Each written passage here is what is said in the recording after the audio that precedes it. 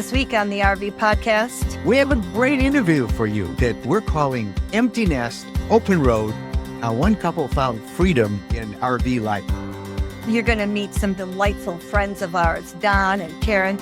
They're going to share their RV retirement adventures and challenge us all to make every mile count, making friends and memories all across America. And that is what Don and Karen do.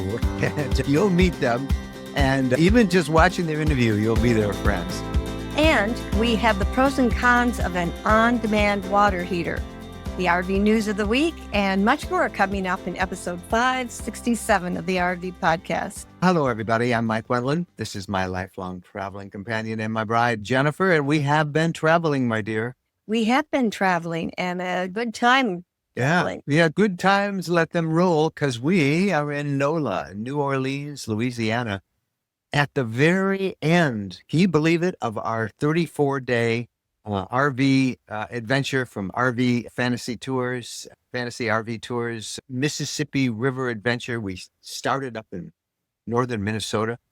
Remember that river back there? Bemidji? Yeah, Bemidji, Minnesota. Yeah, it's been a really fun trip. Do you remember how small that river was up there? Yeah, it was fun. You could step across it on stones, but they warned us that a lot of people slip and fall, so... We were hoping we'd get that on video, but nobody did in our group. But just a few feet away, somebody had put a wooden plank across, so that was safe. Yeah, a little bridge. But we were in New Orleans, and as this podcast is being released, we are making our temporary farewells to a whole bunch of new friends that we have made on this trip. We're not going to say goodbye, because the beauty of the RV lifestyle is you all see each other down the road, and we're going to stay in touch. But nothing like making friends on a tour like this, where for 6 weeks we've traveled, 2,000 plus miles, and had a lot of adventures, a lot of campfire camaraderie. And it's kind of sad to break camp for the final time, and all of us will head off in our different directions. There's something about sharing adventures. We're all looking at this and looking at that. And it's fun when you're driving down the road, say, oh, there's so-and-so. You see each other and it's a stop for lunch someplace along the road. It's fun to go as a group. It really is. But we're pretty excited because we're going to be with another group. As we leave here, we will take our time making our way to Fredericksburg, Texas, and the Texas Hill Country. And that group is our RV community members. Now, if you're not a member of that group, you should, because it is like no other online forum for RVers that you'll find anywhere. These are people who want to have fun, make friends, find adventure, share their lives and their interests, and help each other. No nastiness, no ads on RVcommunity.com. But all that aside, we are having our fall rally in Fredericksburg, and that will be starting in really next week. And we can't wait to get there and have another adventure. Everybody has said such great things about Fredericksburg, and we don't get to Texas that often. So I'm anxious to see what we're going to see. Now, we were there once before, and I remember we had dinner at a German community in the Texas Hill Country, right near Lukenbach, Cowboy, Texas. So we're really going to have some fun with that, and we can't wait to get there. But the Mississippi River adventure is coming to an end. We still are reporting on the blog. If you're a follower of RVlifestyle.com, we're giving you some of the highlights of the things we saw. And we should tell you that we are going to do a couple of other fantasy tours, one in April, the Great American Music Tour, and then we're going to do one in 27, the Big Circle Tour of Utah, and we'll hit 7 national parks, and that'll be fun. We'll put a link to those if you're curious about fantasy RV tours, and you can learn about it. They're not a sponsor or anything, but a lot of people say, what are they like? And we've been showing and sharing our adventures, and hope you guys have been reading them and following them. And plus on our YouTube channel, they're there as well. All right, RV news of the week. There is just a lot of confusion over these shutdown furloughs that many RVers say is just creating nothing but confusion. The National Park Service has furloughed now more than half of its employees because of the federal government shutdown. And so far, we're getting all sorts of different reports. So far, most, not all, national parks are open, but there are some things that are closed. Yeah, visitor centers, educational programs, and even restrooms are generally closed.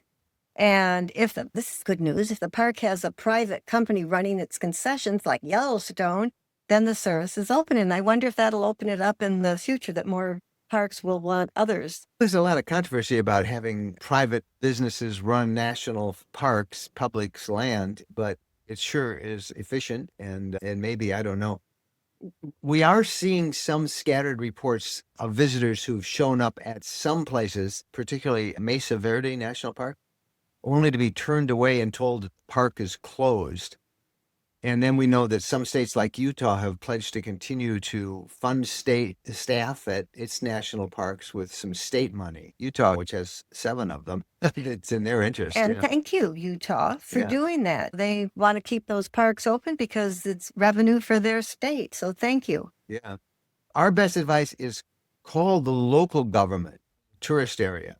If it's in Yellowstone, look up something like, say, West Yellowstone, the city of West Yellowstone. They have a tourism office and say, hey, is the park open? What do I need to know about it? And they'll give you some information and advise you. But we'll keep posting stuff. How long this thing will last, I don't know. Hey, as we record this, maybe they'll solve it overnight, but who knows? All right. Other news, a terrible story about a bear that killed a camper in Arkansas. And this comes just a little while after another man was killed in Arkansas, just a few weeks after. He was mauled and later died. But this one was a guy who was camping by himself, and he sent some pictures to relatives of a bear that he said had been visiting his campsite. Now, this man was 60 years old and he was camping alone in a primitive campground. And I believe he was sleeping on a cot, so He out was. in the open air. He was at Sam's Throne Recreation Area. It's managed by the U.S. Forest Service. And you're right, he was on a cot, I think, and no tent. And the relatives saw these bear pictures, and they didn't hear from him for a bit. So they called authorities and asked for a welfare check, and officials found blood on his cot. And then they did a search. They saw some large bear paw prints in his campsite.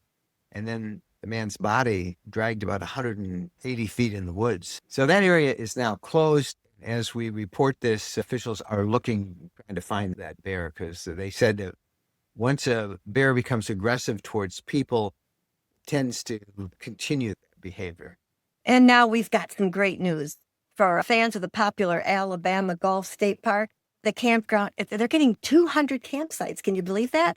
The first 100 campsites are expected to open the first half of 2026, and then later in the year, the other 100 will be built and they'll be opened. And the state park is also adding a pickleball court, a large pool and splash area that's going to really be used by everybody. And the new campsite will be built on a former golf course. And so there's going to be a lot of space between the campsites because they'll have a lot of land to use. There was a interesting story that we saw in Utah at a Cracker Barrel, where a lot of RVers like to stop and spend the night, because most Cracker Barrels welcome that. They were in their Class A, and they're parked at a Utah Cracker Barrel in the parking lot. And somebody knocked on their door and they said, hey, your rig is on fire. Along with their dog, they were on their way back from a trip, and they said they had planned to overnight in the lot. They got out, but it destroyed their rig. Officials believe it started in a generator in the back of their Class A, and it was a complete loss. But they escaped uninjured. All right, one last story, and this is one of these amazing stories that happens every year at this time. The great monarch butterfly migration is well underway, as there's like 38 million? 30, that's what they say. And they base that by finding how many millions are on like a couple of acres in Mexico where they go. But they say 38 million monarch butterflies have left Canada and some of the northern U.S. states to travel to Mexico for the winter. Why not? Many were spotted recently in North Carolina, and we've seen reports there are many currently in Kansas. Now, we noticed them about in Mississippi as we were coming down through Mississippi last week. As I noticed at our campsite in some of the little flowers. Look at all those monarchs. There were like half a dozen of them. And then now down here in South Louisiana, I saw yesterday, as we record this, we were at a sugarcane plantation. And I noticed a whole bunch of monarchs there. What is amazing to me is these little delicate things can travel so long and so far. They don't even weigh a half an ounce, and a tenth of an ounce. I don't know what they weigh, but they're just little things. And they travel thousands of miles every year to Mexico. So anyway, and then they come back. yep, you better look quick because they're going to be in Mexico soon as the weather gets cooler. And then they come back. Yeah, that is amazing. All right, that's the news of the week. We'll try and put links to most of these stories if you want more information on our podcast show notes page. And you find that at rvlifestyle.com/podcast. All right, now it's going to be fun. We're going to give you our RV conversation of the week. And we've been friends with Don and Karen Vichkowski for a couple of years now. And they're on this fantasy RV tour of the Mississippi with us. And we know Don and Karen. And everybody on this tour now knows Don and Karen well. And everybody that they meet ends up knowing them well. They are a delightful couple. And one of the things that we wanted to talk to them about is what it's like when the kids are finally grown, the grandkids get grown and move into their own directions, and suddenly it's your time now. Both are retired, and both are enjoying the RV lifestyle, as you will find out in our RV conversation of the week. So tell me the stage of life you're in, why an RV makes it better, what your dreams are. We both worked for I don't know how many decades, 4 decades, and at times we had jobs where we were working well in excess of 40-hour weeks. Some of them were, I worked at a power plant, and sometimes we'd be working 72-hour weeks to get things done or whatever. So then we came upon retirement, and first thing that happened was I retired, and Karen retired before me. So I'm sitting on the couch one morning, and we're watching the morning news or whatever, and she turns to me and says, "You're always here. You're always here." Because before that, I was out working. I did shift work. What did you mean by that? That he was always there. I was used to him, especially in the evening. He would work the evening shift. Yeah. I had the controller. The world was good. And then, or if he'd work the midnight shift, I had the controller. And it was still good. Yeah, I'm telling you this, but we've been married forever, and we enjoy being with each other, and we have a good time with each other. But we do enjoy our own time. So I started volunteering, and then she said, "You're never here." What happened? So we changed like that. But we've been RVing our entire married life. Camping would not we exactly started off in the RV. camping. We started off with tenting. tents. And then good. Then we progressed to pop-ups because the tents were getting a bit wet when we had torrential rains. And then we just went from there. We decided we started taking the grandkids with us. And so we love spending the time. We really do love spending the time together. Good. So when you first got into tents and then the pop-up, Right. you had how many children? 2 kids. 2 kids, Two and a girls. dog, or just No. just the 2 kids. Just the And 2 so you got kids. into the pop-ups and camping that way. Then the kids grow up, Right. Yep. and then what do you do? Then we got a tag-along trailer, and then so now we're taking our kids Right. camping with us. Yeah. And then we got a bigger trailer because we're taking the kids with us. And then we got a small motorhome, like a 30-foot Class A. And then we got, because we're still taking the kids with us, a 35-foot motorhome. And we had that one. And then the grandkids were all older now, like almost adults, and they didn't want to go with us anymore. They have their own thing to do. So they stopped going with us. We had a 34-foot condo that we were driving around, and he tried to convince me that we should downsize to a road trek at the time. This was our compromise. But one of the things he said was, if we see a sign that says the world's largest ball of twine, we can just hang a right and go see it. So when we were on one trip, we were on our way up to Canada, we said, "Oh, look at that. The world's largest ball of twine." Yep. So we pull off. I go, okay, off on the exit. I have no idea where we're going, following signs, whatever. And we pull in the middle of this town, Darwin, Minnesota, pull in front of this little museum.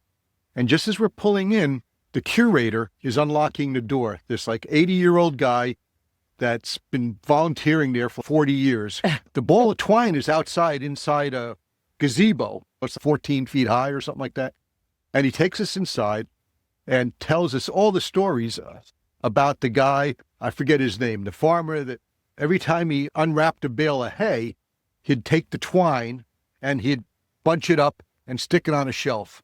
And then it got too big for the shelf, so he put it on the table in a barn. And then it got too big for the table, and then he put it on the floor, and all his neighbors found out he was doing this. So they would, at the end of every time they would collect a bunch of twine from the hay bales, I want to say bay bales, bays, they would drop off their twine and he would wrap it around. And he said instead of spending his evenings watching TV, he wrapped twine around this ball and until it got too big and he couldn't do it anymore. And somebody says, wow, that's probably the biggest ball of twine in the world. He says, could be. And then they built a museum around it. But inside the museum, they had other town and historical things about the town and everything. But the guy did that for how many years? Oh, I don't know. It was like 30 years. 30 or 40 something. years Yeah, collecting twine from the hay bales and putting them together. And the thing was literally, I think, like 14 feet around in diameter. Yeah. And how long did you spend talking to this? Oh, I don't know, 2 or 3 hours talking to this guy. He told us It was all about the lovely. town. We had a great time with him. He was telling us all about the town. He walked us through the museum. And there was like a little hidden gem of learning about Americana stuff. Yeah. Yeah. And it was just wonderful. We started RVing with the pop-up. It was because it was like a cheap hotel. And that's how we started. You could go to a campground, and back then it was really cheap, where you could go to a state park, and we could stay in a pop-up, and then we'd go sightseeing with the kids or whatever. Yeah. But after we got over that, where it didn't really matter for the money part, because as most of us will tell you, you don't save money with an RV compared to going to a motel or something. But here's the thing. You go into a motel, and let's say you're walking down the aisle, you go into your room, and somebody's walking the other way, and you go, hi, how you doing? They bow down, scrunch up, and scurry away, wondering what you're trying to say to them or do to them, or what are you going to ask them for. When you're at a campground, everybody talks to you. You walk by somebody, and they say, hey, come on over, and you sit down, a perfect stranger, and you'll talk for 3 hours in the evening. It's a very social environment. And I got to say, Yeah. both of you are people. People. You love people. We are Yeah. people, yes. You love talking. And like you were telling me earlier about the different shirts that you buy, Right. that Yeah. you like to get a shirt that'll start a conversation. Yes. Met so many people that way. Most RVers are such a community. I'm worried sick about the states you haven't been to yet. We've been to them. We just Just have haven't not camped in 'em. RV'd Yeah. in. So, yeah, there's But what's the rule of when it goes up? our rule is if you camp there, you Spend the night. Stayed overnight. You spend To the night. spend the Yeah. night there. Yeah. All right. So what are your dreams? This is your time now, right? It's the two of you. The kids are grown. The grandkids are grown. What are your dreams for the rest of your life, and how does RVing fit into that? Go Oh, first. okay. You want me to, you go first. I've been doing a lot of talking. Go ahead. I It thought she is- was the talkative one. No, no, not She is. depends. But usually I don't get a word in edgewise. This is unusual. This is a red letter day, let me tell you. All right, back to the question. Okay, back to the question. Whew, this is Our tough. dreams are to fill in the rest of those places in the RV. One of the best trips I've ever had has been in this RV, where we went all over the place. On a whim, I had figured out a path that we were going to go home from Canada, but we turned it into a 3-week vacation. And we had so much fun, and it was so relaxing, and all we did was laugh. And I think part of it is just that there's a lot of things you're not worried about when you're in an RV. Isn't Yeah. that the truth? There's a Yeah. lot of things that you're not worried about. You sit there and go, there are issues with RVs, of course, but when you're at home, it's, oh my gosh, we got to update the plumbing, we got to worry about the electrical, the roof needs replacing, all of these things. But you don't worry about that in an RV. It's just, you just relax and have fun. And I love that because this guy is the one I want to relax with. And I want to do it before the health issues start getting in the way. So that's our dream, is to extend push the health issues as far as they can be. Yep. And I think he's signaling it's I your know. turn to Yep. talk now. So I told you we've been RVing kind of like our whole married life. And the problem was when you were working, what do you get? 2 weeks vacation, maybe 3 weeks vacation. So it might be visiting grandma and maybe a week in the RV. So the RV ended up sitting around a lot and not maybe getting a lot of use. Okay, maybe a weekend or whatever, but the kids had stuff. So now, without having those obligations, we can go out and be very, what's the word I'm thinking of? Serendipitous with the RV, especially with a smaller one. We don't have to make too many plans. So oftentimes we're say, let's go, we're going to go out to such, and we make a route. We don't even make a reservation. We just go out. We get to about noontime. We go, well, let's drive another 150 miles or 200 miles or whatever we say. And then we look for a campground nearby, make a reservation, and pull in for the day and spend our time. So the good part now is we just, as Karen said, while we still can, and we expect to be able to do it for a long time. Yet I don't see any reason we can't, is to just go out, travel.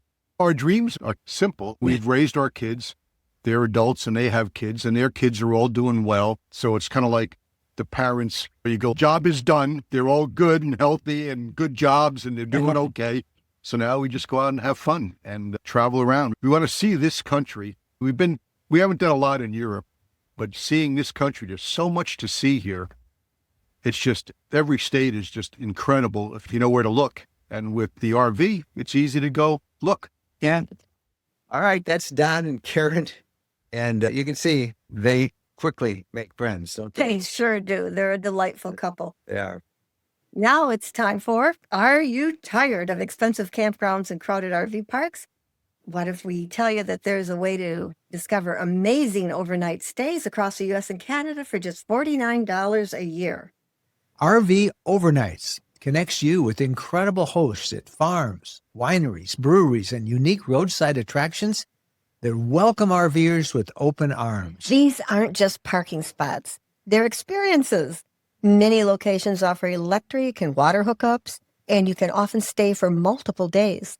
Picture yourself waking up in a vineyard in Napa, or parking beside a working farm in Montana, or discovering that quirky roadside museum you never knew existed. These are real small business owners who genuinely love meeting fellow travelers and sharing their slice of America. We've been using RV Overnights this summer and have just been delighted with the places we've stayed, like a bison ranch where we got up close and personal with some bison and had a beautiful bison pasture to camp in. Planning your adventure with RV Overnight's incredibly easy. They have a great app, desktop, website. You search for your route, book your stays, hit the road. Okay, here is the best part. Our audience gets an exclusive 40% off their annual membership. All you have to do is use the promo code RVLDEAL when you sign up to RV Overnights. Listen, this is a game-changing way to travel. Head to rvlifestyle.com/RV Overnights right now. And remember, for 40% off, use the promo code RVLDEAL. You'll be very happy to have done that. Now it's time for Wendy Boyer to report on the hot issues most talked about this past week on social media and our RV Lifestyle Community Group. Here is the RV social media buzz. Hi, everybody. In our private RV lifestyle community, we are getting so excited because a big group of us are going to Texas, y'all. We're having our third and final rally of the year in the Texas Hill Country. It is going to be so much fun. We're going to be doing some hikes in the state park. We're going to visit the Texas wineries. We're going to enjoy some Texas barbecue together. We're even going to do some two-stepping at a dance hall and sing songs cowboy style around a campfire. There's lots of activities planned, and I'm so excited. And one thing I'm super excited about is we are going to be giving away a new lightweight foldable electric bikes. We love electric bikes, and our friends there helped arrange for us to give away a JW Black XP Lite 2 to one lucky winner of our rally. And there'll be lots to share when we get back, and I'll be sure to share them with you in a couple weeks. Meanwhile, in our Facebook group, we had a post that was hilarious.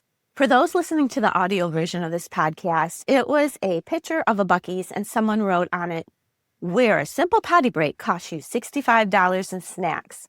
And the common theme in the comments was only $65.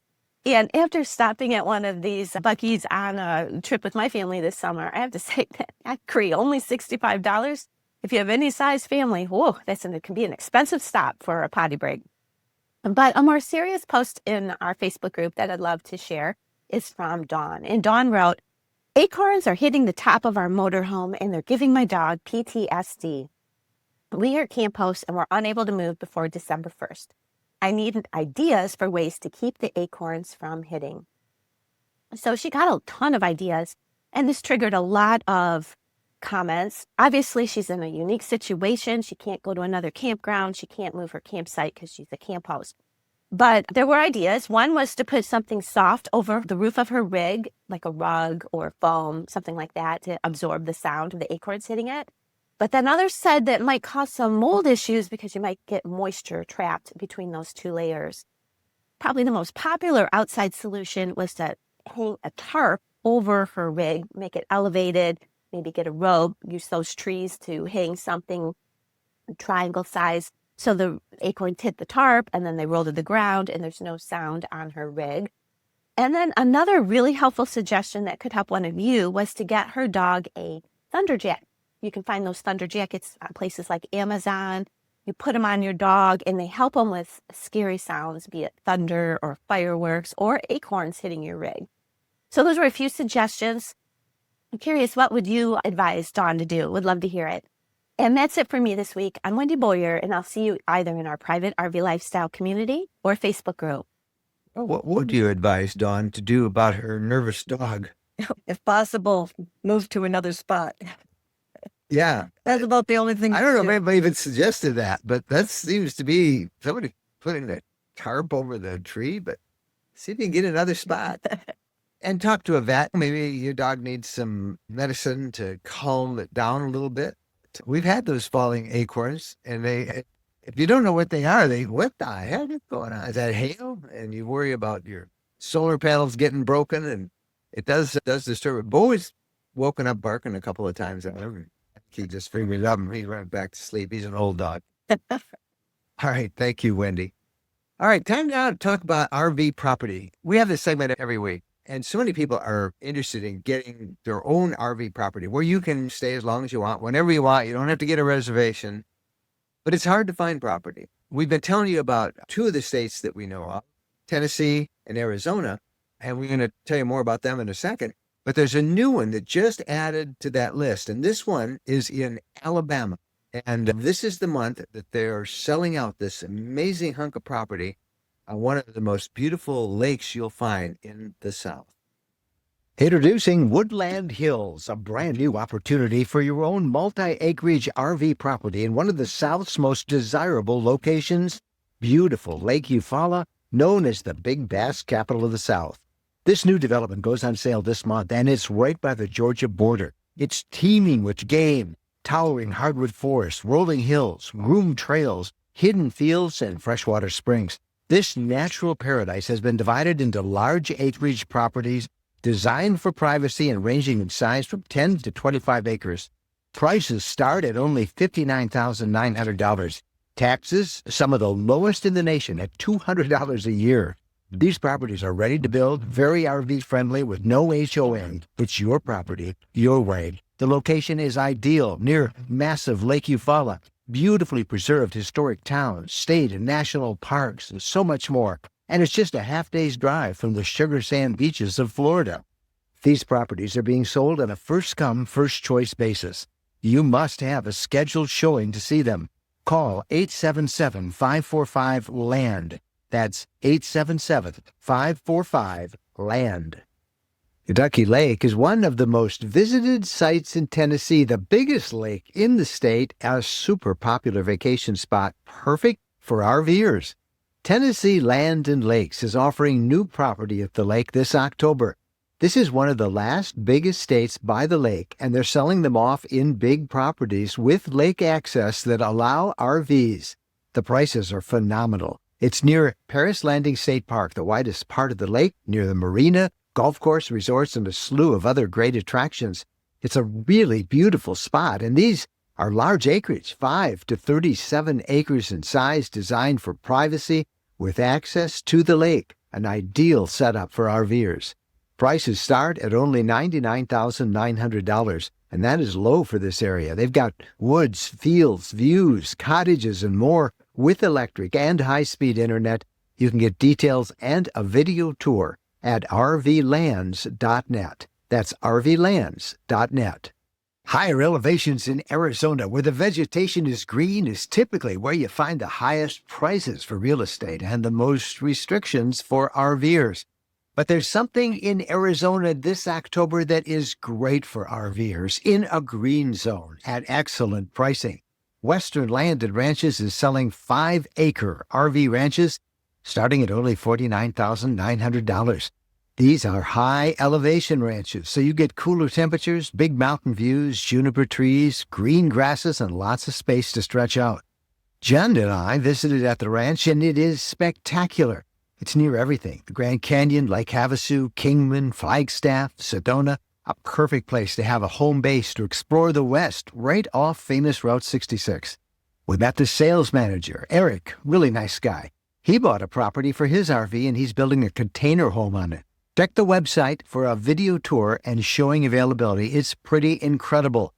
ArizonaRVland.net. Now for the RV question of the week. Now this question comes from Matt by Facebook, and his question is, what are the pros and cons of on-demand water heater? They're very popular now, and I think rightly so because of all of the pros for them. For one thing, they're extremely energy efficient. Tankless systems only heat the water when it's needed, which will save you on propane or electricity compared to keeping a tank of water hot 24/7. And that will, if you're a boondocker, that meaningfully extends your boondocking time. They're also offering you unlimited hot water. You never run out mid-shower. And as soon as you turn on that shower, it's hot. You don't have to wait for it to warm up, which happened on the other ones. And I think this is really nice for longer showers, not running out. It saves space. They're much more compact than traditional tank water heaters. And that gives you more storage space, less weight in your RV. And they say, and we haven't, I don't know, but they say that these things typically last 15 to 20 years compared to 8 to 12 years for tank models, and that they are less prone to leaking issues. So those are the general pros of them. The cons, you can expect to pay more, right? Yeah, higher upfront cost. Expect to pay $800 to $1,500 or more for a unit and its installation, compared to $300 to $600 for a traditional tank heater. And they require significant propane flow or electrical amperage. Some need 30 to 50 amp service, which can be limiting at certain campgrounds or boondocking. And if you're trying to run multiple water outlets simultaneously, your shower, plus maybe you're washing dishes at the same time, that can add up a whole lot as well. And of course, that cost factor, as we said. So those are all things that you may want to consider. Like everything else with an RV, weigh out the pros and cons, see if it fits to the way you're going to camp. If you don't do any boondocking and you're happy with the tank water heaters, the big ones, they do fine. One thing that we would recommend, no matter which one you use, because usually they both operate on propane and on electricity, is when you are camping and you're hooked up to power, use the electric part. And then that'll save you on propane usage. And sometimes the electric part burns out. That's why it's nice to have the propane option as well. And then you can switch over to propane. We like the tankless. So is it a good idea to turn the hot water off at night, no matter what you have? Or A is that... lot of RVers do. And a lot of RVers, technically, it is probably a good idea. I've seen here on this tour, I've seen one of the campers every time we leave, because we generally get on a tour or leave the campground for 8-10 hours some days as we're touring. And even before he leaves, he turns off the water entirely to his RV, and he turns off the hot water heater. That would prevent a fire. That would prevent a leak from popping up while you're gone. Is that over caution? Maybe. I don't do that. Maybe I should. I don't know. But a lot of people will turn them off and not use them. our friends Jeff and Rita, who I'm looking at their unit right now next to us across the way here, he turns his off and they turn it on just before they're going to wash the dishes or take a shower. It's your call. I leave it on if I'm plugged into power. If I'm not, I would turn it on and off. But we are big fans of the Tankless. We are. Yeah. We've been spoiled now. It really is nice. You turn on that water. It's right there. All right. That is the RV podcast for this week. We will be back next week with more. If you have questions, our email address is mikeandjen@rvlifestyle.com, and you can reach us online at just about any time. And don't forget as well, if you want detailed information, anything you heard today, we have a show notes page, which is like a transcript of what we said, and you'll find that at rvlifestyle.com/podcast. Thanks for listening and watching. Happy trails.